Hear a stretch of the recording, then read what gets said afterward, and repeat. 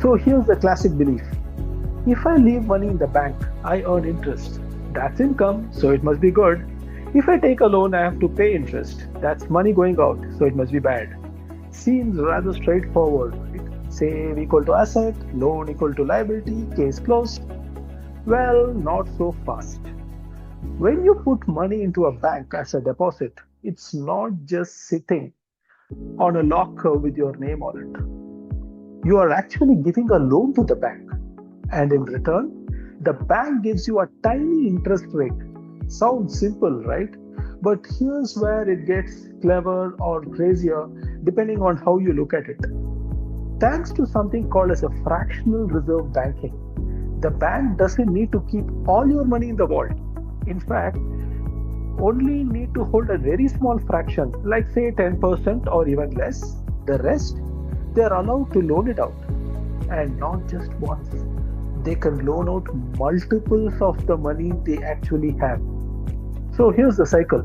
You deposit say $1,000. Bank keeps say $100 in reserve. It loans out a $900. That $900 goes to someone else's bank account, and now the bank can repeat the process. Multiply this several times, and it is like your $1,000 because of loaning has now created $9,000 of new money floating around.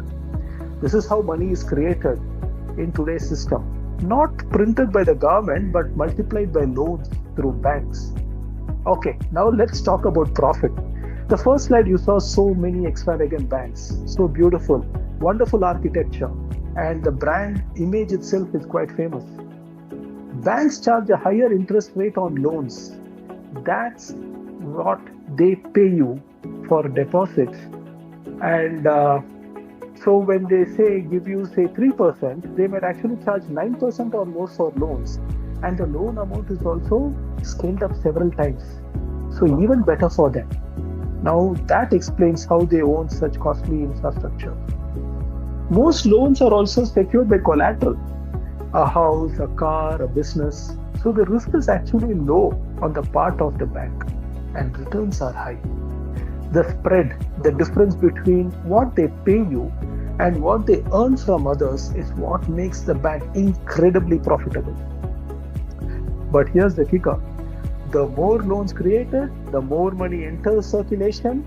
That sounds like growth, right? But inflation enters the chat. More money chasing the same amount of goods means prices go up. Your money buys less. And remember that tiny interest the bank pays you?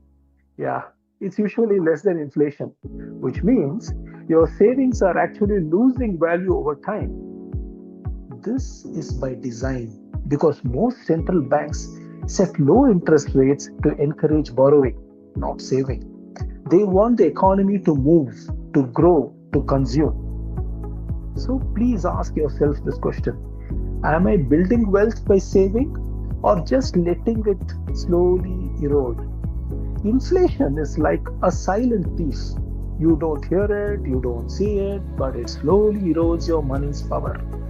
Sure, banks pay you interest when you deposit your money, but here's the trick.